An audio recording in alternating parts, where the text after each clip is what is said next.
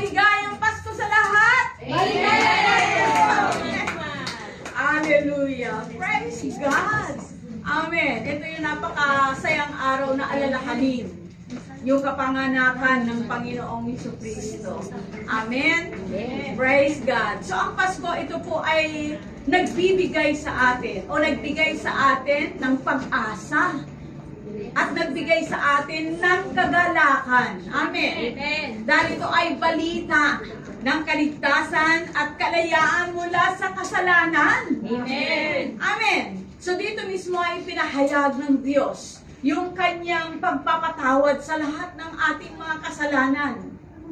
At ito rin, yung Paskong ito rin yung tayo ay nagkaroon ng kasunduan o pakakasundo sa Diyos. So, magitan ng kanyang bugtong na anak. Amen. Walang iba kundi ang Panginoong Jesucristo. Amen. Amen. Praise God. So, ano po ba yung pinagdiriwang natin ngayon? Ang kapanganakan ng Panginoong Jesucristo. Kayo po'y manalangin muli sa ating Panginoon. Aming Ama sa langit kami, O Diyos, ay patuloy na lumalapit sa iyo at nagpapasalamat, Panginoon, sa napakagandang regalo mo sa amin, Panginoon. Buhay na walang hanggang sa pamamagitan ng iyong bugtong na anak na ang Panginoong Jesucristo. Maraming salamat, pinupuri ka namin at niluluwalhati, O Diyos. Sa pangalan ni Jesus, aming Panginoon at tagapagligtas. Amen. Praise God. Hallelujah. Isang palakpak sa Panginoon. Amen. Hallelujah. Again, inuulit ko po na ang Pasko, ito po yung nagbigay sa atin ng pag-asa. Amen. At ito rin ang nagbigay sa atin ng kagalakan sa buhay na ito. Amen. Dahil sa balita ng kaligtasan at kalayaan mula sa kasalanan sa pamamagitan ng Panginoong Jesucristo. So, ang Pasko, ito ay pagpapahayag ng Diyos sa pagpapatawad sa lahat ng ating mga kasalanan. At ito rin yung pagkakasundo sa Diyos sa tao kasi nagkaroon ng pagkakahiwalay. So, itong mabuting balita na ito na ibinigay sa atin ay mababasa yan sa John 3:16. Amen. Kabisado na ng bawat isa yung John 3:16. Amen. Amen. For God so loved the world that He gave His only begotten Son, that whosoever believes in Him shall not perish, but have everlasting life. So dito mismo, God so loved. So ang Diyos ay pag-ibig. Amen. Ang Diyos ay pag-ibig dahil sa pag-ibig ng Diyos ay ibinigay niya. Siya ay nagbigay. Ano ibinigay niya? Yung kanyang kaisa-isang anak. Yung kanyang bugtong na anak. For God so loved the world. Sino ba yung nasa sanlibutan? Di ba? Bawat isa sa atin ay dito pa.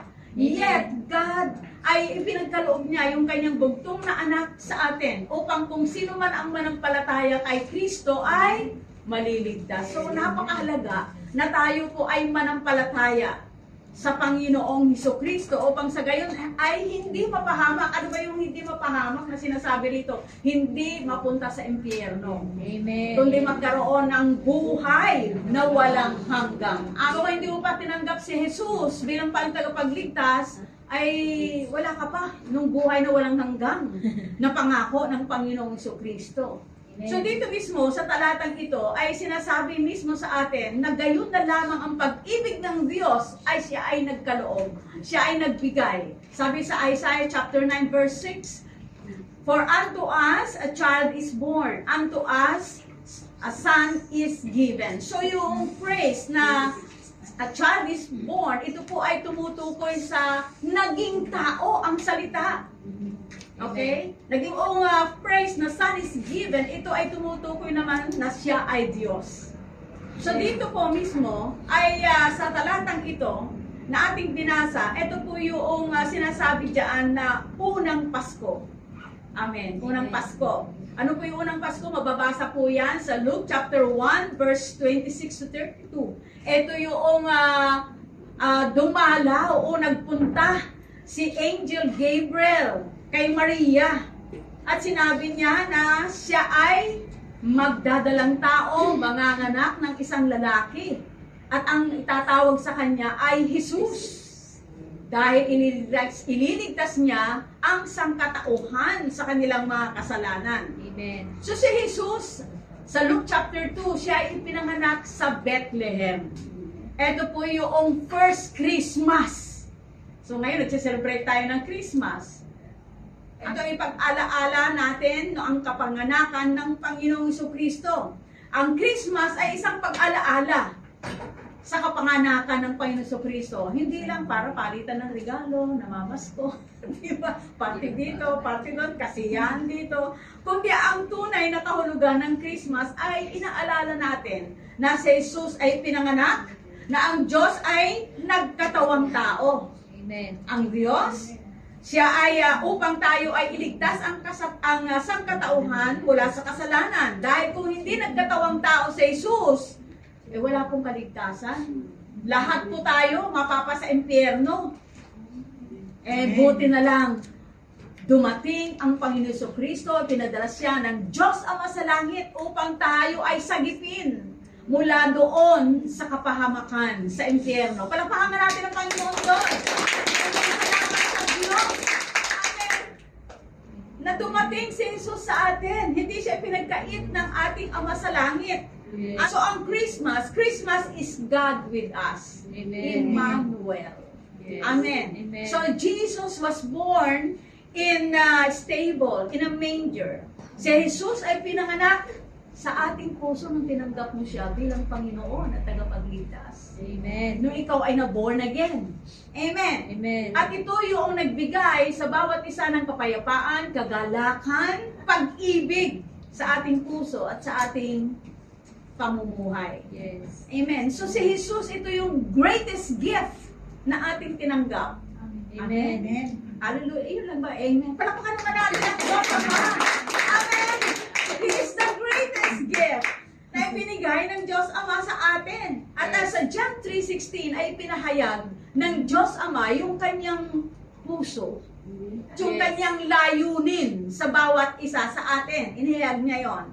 Amen. So ang puso ng Diyos ay sabi sa 1 Timothy chapter 2 verse 4 na ibig niya ay maligtas ang lahat ng tao. Lahat ng tao gusto niya ay maligtas at makaalam ng katotohanan. Ito yung gusto ng Diyos. Ito yung ninanais niya. Kaya pinadala niya yung kanyang bugtong na anak Amen. upang lahat ay maligtas. Amen. So nais o ibig ng Diyos na ito ay walang mapahamak. Gusto niya lahat maligtas. Kaya lang, bagamat naisin ng Diyos na ang lahat ay maligtas, may responsibilidad ang bawat isa. May responsibilidad ka na tanggapin yung alok na libre na kaligtasan ng Panginoon. Amen. Bawat isa kailangan tanggapin yung alok na kaligtasan. Kumbaga, responsibilidad mo yun. Hindi responsibilidad ng pastor o ng katabi mo, ng kaibigan mo. Amen. Kundi responsibilidad ng bawat isa. Ang sabi dyan, ano pa? Bukod sa lahat ng tao gusto niya maligtas, lahat ng tao makaalam ng katotohanan patungkol kay Jesus na siya ay tagapagligtas. Amen. At dapat malaman ng lahat yun. So, Ezekiel chapter 18 verse 32, sabi ng salita ng Diyos, hindi ko gustong mamatay ang sinuman. Ito yung puso ng Diyos eh.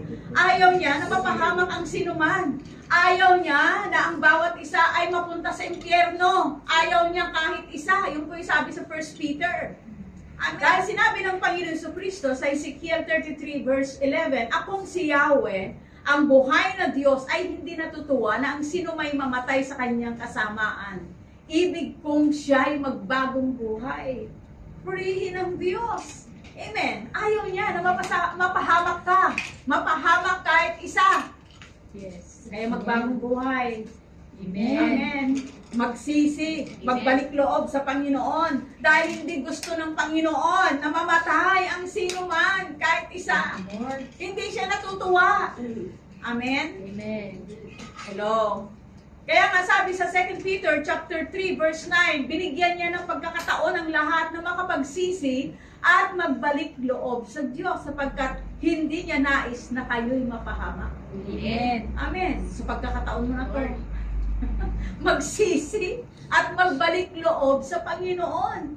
Amen. Kung sumimplang tayo, balik ulit sa Panginoon. Dahil delikado. Amen. Hallelujah. Praise God. Ang Panginoon talaga, ito yung puso niya eh. Ayaw niya na mapahamak ka. Ayaw niya na mapahamak ang isa't isa. Kahit isa man, ayaw niya na mapahamak. Nandyan mo ba kayo? Amen. Mga minamahal. Amen. Hallelujah. Praise God. Now, na sinasabi rin sa gospel na ang Panginoon, sabi niya gano'n mayroong 100 tupa, nawawala, isa lang. Di ba? Pero hinanap niya yun. Ganon ka-importante sa Diyos. Ganon Amen. ka kahalaga sa Diyos. Ganon ka mahal na mahal ng Panginoon. Thank you, Lord. Amen? Yes. Praise God. Romans Amen. chapter 5 verse 8. But God, sabi demonstrate His love toward us in that while we were still sinners, Christ died for us. Amen. Ipinadama na ng Diyos ang kanyang pag-ibig sa atin nang mamatay si Jesus.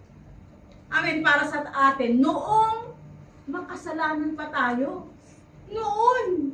So, ibig sabihin, noon na ikaw ay nagkakasala pa, tayo ay nagkakasala, sabi niya gano'n, ipinakita na niya, ipinadama na niya yung kanyang pag-ibig.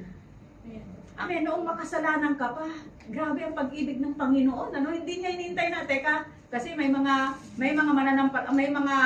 nagsasabi na, saka na lang, pag maayos lang ang buhay ko, hindi mo kayang ayusin yung buhay mo, sa Jesus lang. Amen. Nakasalalay kay Jesus lamang ang ating kaligtasan. Yes. Amen. Sa buhay na to. Amen. Dito mismo sa talatang binasa na ang Diyos mismo ang unang umabot sa atin.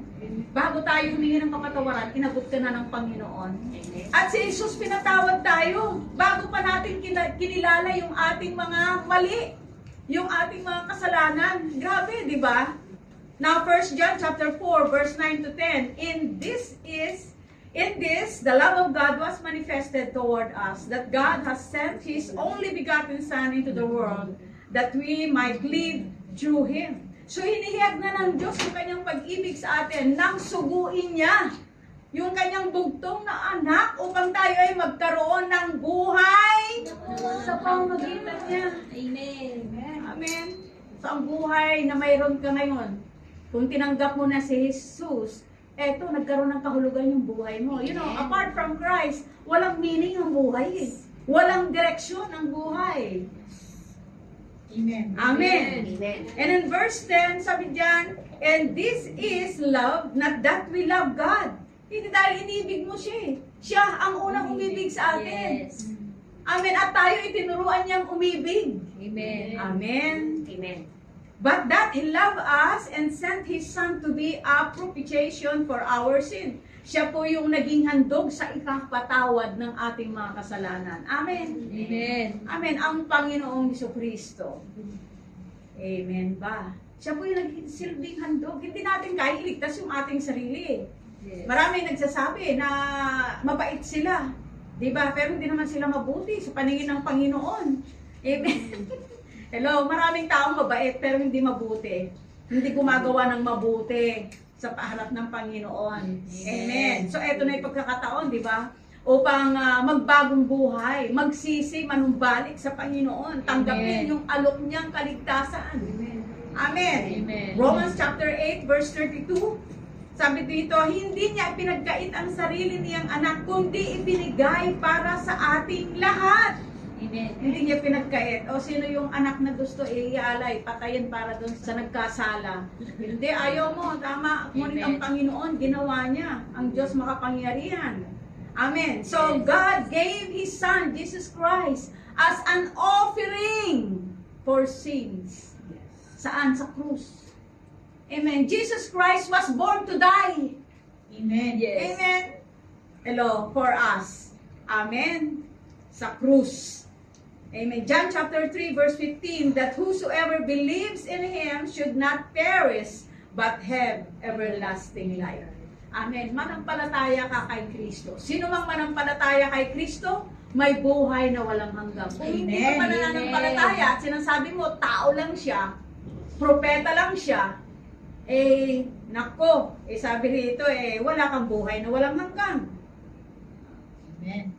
And in verse 36 of same chapter, John chapter 3, he who believes in the Son has everlasting life, and who does not believe the Son shall not see light, but the wrath of God abides in him. Amen. Hello? Amen. Kasi meron pang nangangaral na si si God the Father lang. Hindi ka makakarating sa God the Father without God the Son. Yes. Amen. Kasi siya lang yung daan. Amen. Di ba yun ang sabi niya sa salita niya? Siya lang ang daan patungo sa buhay na walang hanggang. Amen. Amen. So, kailangan manalig sa Panginoong Jesucristo. Hindi ka pwede makadumiretso sa Diyos Ama sa langit without Jesus Christ. Amen. Hallelujah. Sabi nga dyan, sa talatang binasa natin, ang nananalig sa anak ay may buhay na walang hanggang. Ngunit ang hindi tumatalima sa anak, hindi sumusunod, magkakaroon ng kaparusahan. Diba? Hindi siya magkakaroon ng buhay. Nananatili sa kanya yung puot ng Diyos. Kaya nga sabi ng Panginoong Jesucristo sa John chapter 5 verse 40, "Come to me that you may have life." Lumapit kayo. Baka hindi ka pa lumapit sa Panginoon. This is your chance para lumapit sa Panginoon. Kilalanin siya, tanggapin siya bilang Panginoon ng iyong buhay. Kaya lang, sabi niya, karugtong nung binasa ko. Kaya lang, ayaw niyo lumapit sa akin eh. Lumapit tayo sa Panginoon. Amen. Bawat sandali ng ating buhay, lumapit sa Panginoon. Amen. Upang tayo ay magkaroon ng buhay. Buhay na ganap at kasiyasiya. Buhay na walang hanggang. Yes. Amen. Ano po sabi sa Ephesians chapter 2 verse 8? "For by grace you have been saved through faith, and that not of yourselves, it is a gift of God." Sino yung grace na sinasabi rito? Jesus Christ. Amen. Siya po yung grasya ng Panginoon sa atin. Siya yung regalo ng Panginoong Jesucristo, ng ating Ama sa langit. Na pag tayo ay ikaw ay nanampalataya sa Panginoong Jesucristo, sabi diyan, ano diyan? Ikaw ay maliligtas. Si Jesus ang kaloob ng Diyos. Amen. Ama sa langit. Amen. Hello. So, tinanggap mo na ba yung regalo? Amen. Amen. Halimbawa yan. Ito, ang dami nating regalo ngayon, ano? Ito, bibigay ko sa iyo regalo. Kung ayaw mong tanggapin, hindi sa iyo. Amen. Kailangan din sa chapter 2, verse 6, sabi nga rito, He is the gift of God to us. Amen. Amen. Hallelujah. So, kailangan manampalataya. Amen. Yes. Believe na si Jesus lamang ang tanging tagapagligtas. Alam mo ba pag nagsisimba ka, akala mo nagsisimba ka, ligtas ka na. Amen. May mga ganun eh. Nagsisimba, akala nila ligtas na hindi. Amen. Amen. Yan ay resulta lamang. Kaya ka dumarating sa simbahan, ay resulta yan ng pagkilala mo kay Kristo bilang Panginoon tagapagligtas. Amen. Amen. Amen. Siya lamang po ang tagapagligtas. Yung po yung sabi sa John chapter 3 verse 16. Amen. Hello? Amen. For God so loved the world that He gave His only begotten Son. Amen. That whosoever believes, pag nanampalataya ka sa Kanya, amen, shall not perish. Alam po rin yung perish. Stop tayo sa salitang perish. Mapahamak sa Tagalog. Ito yung madalas nakakalimutan eh. Pag nagbabahagi tayo ng salita ng Diyos, di ba? Ang naibabahagi lang natin eh, God loves you. Yun lang yun. Di ba? Pag-ibig, iniibig ka ng Diyos. Totoo naman eh. Dahil ang Diyos ay pag-ibig. Kaya lang nakakaligtaan natin na yun, yung salita ng Panginoon dito, shall not perish. Diba? Yung hindi mapapahamak ang sino mang manampalataya kay Kristo. Amen. Hello. Ano po tinutukoy dito? Ito po ay hindi physical death. Yes. Amen. Amen. Kundi eternal punishment. Yan po ay nakasulat sa Matthew chapter 10 verse 28. Ano yung eternal punishment na yan? Yan po ay hell. Yan po ay Gehenna. A place of torment na araw at gabi. Yung uod, pumapasok sa'yo, kinakain ka ng uod, hindi ka mamatay-matay. Nasa apoy ka, hindi ka mamatay-matay. Kaya sabi, nag-iiyakan sila. Pero hindi sila namamatay sa apoy forever and ever and ever. Amen. Ano, tatanggapin mo ba yung kaligtasang libre na alok ng Panginoon Kristo? Of course! Yes. Amen. Dahil kung hindi, lagab. Yung mga pag nagluluto ka, mapasok ka lang ang sakit-sakit na. How much more yung lagablab ng apoy sa impyerno. Tandaan po natin, napakahalaga po. Naalalahanin natin lagi. Katulad itong araw na ito, naalala natin na ang ating Diyos Ama ay pinagkaloob niya ang kanyang bugtong na anak upang hindi tayo mapahamak sa impyerno. Yes. Amen. Kundi magkaroon ng buhay na walang hanggan. Amen. Amen. Eternal life, ito po ay kaloob ng Diyos na binigay niya sa atin. Amen. Nung tayo po ay na-born again. Ano sabi sa John chapter 3 verse 3? Malibang ang isang tao ay ipanganak na muli, ay hindi niya makikita ang Diyos. Amen. Amen. Amen. Ano ba yung kapanganakang muli, Pastor? Ipinanganak na ako. Mataki mo si Nicodemus. Alam niyo si Nicodemus? Pariseo to eh. Pero hindi niya alam yung pagiging born again. Maraming matatalino. Maraming alam. Pero yung patungkol sa kapanganakang muli, hindi niya naintindihan. Ipinanganak tayo, minsan sa laman. Sa laman. At kailangan tayo po ay ipanganak sa Espiritu. Ito po yung born again. Dahil walang pag-asa, paghiwalay tayo kay Kristo Jesus. Hello? Amen. Amen. Walang pag-asa. Buti na lang dumating si Jesus. Amen. Amen. Yes. Yung gampanin ng pagiging banal na hindi natin magawa, na ninanasan ng Diyos Ama, hindi natin magawa. Si Jesus ang gumawa sa atin, para sa Yes. atin yun. Amen. Amen. Amen. Amen. Sabi nga sa Biblia, ang Panginoong Jesucristo, nung siya ay nagkatawang tao, namuhay bilang isang tao, hindi siya kumbaga naging mabuti siya na anak, naging mabuti siya sa lahat. Amen. Ang Panginoong Jesucristo. Amen. Amen. Now, in 1 John, ito po 1 John chapter 5, verse 11 to 13 says, God has given us eternal life, and this life is in His Son. So, nasa Panginoong Jesucristo, yung eternal life na sinasabi nito. In verse 12, He who has the Son has life. He who does not have the Son does not have life. Mantakin mo yun? Kung wala si Kristo sa'yo, wala kang buhay na walang hanggang. Yes. Amen? Amen. Hello? Kaya hindi mo ipagmamalaki yung relihiyon mo. Amen. Kundi yung relasyon mo Yes. kay Amen. Kristo. Amen. Now, verse 13, these things I have written to you who believe in the name of the Son of God, that you may know that you have eternal life, and that you may continue, magpatuloy, continue to believe in the Son of God. Magpatuloy. Amin kasi kung minsan, lalo na pag may mga problema, parang ayaw mo nang mag-believe. Pero kailangan magpatuloy tayo. No matter what, magpatuloy sa pananalig sa Panginoong Jesucristo. So ito po yung puso ng Panginoon na binuksan niya para sa lahat, para sa atin. Amen. Amen. At pinahayag din ng Diyos yung kanyang layunin.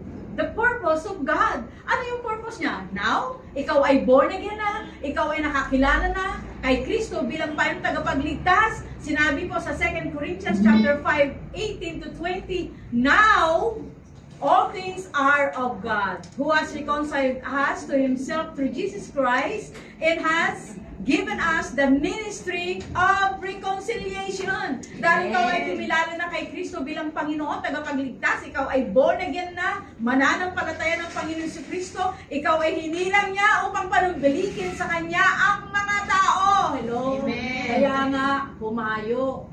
Amen. Amen. Mag-imbita. Amen. Ito pa sinabi, hinirang ka. Hindi ka lang tumigil na na-born again. Dapat ay may gawa. Amen. Amen. Amen. Ikaw ay hinirang ng Diyos para ipamalita.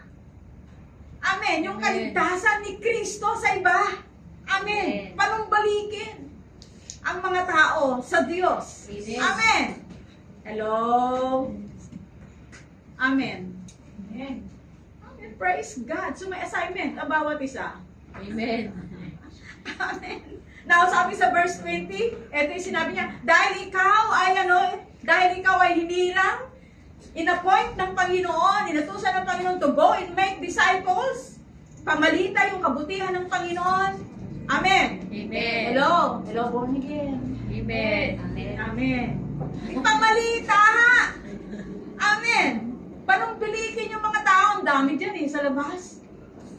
Amen. Amen. Hello.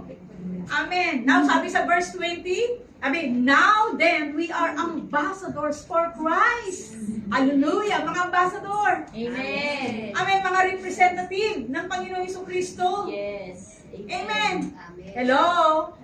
Mga sugo ni Kristo. Amen. Ikaw ay sinusugo doon. Amen. Sa labas. Amen. Para panumbalikin yung mga tao sa Diyos. Yes. Amen. Amen. Hello.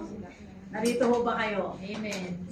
So, ang kahulugan ng Pasko ay pag-ibig ng Diyos. Dito po ako magwawakas. Gumawa ng aksyon. Yes. Amen. Gumawa ng aksyon para sa kaligtasan. Amen. Amen. Hello? Ang Diyos gumawa siya ng aksyon. Hindi niya sinabi, I love you. Kundi ipinakita niya ito sa gawa sa pamamagitan ng pagbigay niya ng kanyang bugtong na anak. Amen. Para sa kaligtasan ng kanyang iniibig. Amen. Amen. So mayroon tayong obligasyon. Sabihin natin obligasyon. Obligasyon. May obligasyon na ihayag ang pag-ibig ng Diyos. Hello? Kaya after the service, hayo. Amen. Hayo, umabot. Panumbalikin ang mga tao sa Panginoon. Amen. Amen. Hello? Ang pagiging born again, hindi tumitigil. Parang ano yan baby. Di ba? Nandyan ho ba kayo? Kailan lumaki yung baby? Amen. Amen. Sabihin nga natin obligasyon. Obligasyon. Na ipahayag ang pag-ibig ng Diyos. Amen. Hello, kaya maraming mga tao sa labas kung saan pag-ibig nakatuon yung kanilang damdamin. Amen ba? So ipahayag. Sabihin mo nga, may obligasyon. Ipahayag ang pag-ibig ng Diyos. Amen. Hallelujah. Praise God. At bilang pangwakas, ang pinakadiwa o the general meaning of Christmas ay kaligtasan. Amen. Pagpapatawad at buhay na walang hanggan. Amen. Yan po yung kahulugan ng Christmas.